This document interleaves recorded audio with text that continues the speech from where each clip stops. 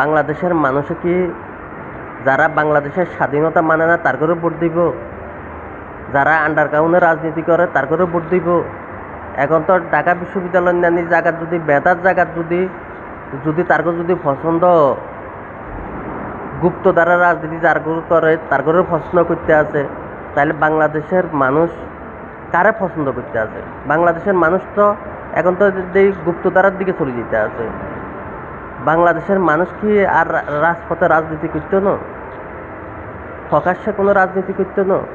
বাংলাদেশে কোনো মেধাবী কোনো ছাত্র নাই? মেধার বাইরে কি জন্য যে ভোট দিতে হবে? গুপ্তধারাত কি জন্য ভোট দিতে হইব? গুপ্তধারাত কি জন্য চলতে হইব?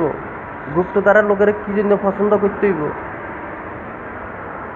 বাংলাদেশে আর কি লোক ছিল না যারা স্বাধীনতা মানত না, বাংলাদেশের আইনের শাসন মানত না, বাংলাদেশের ইলেকশন মানত না, তার করে ভোট দিতে হইব?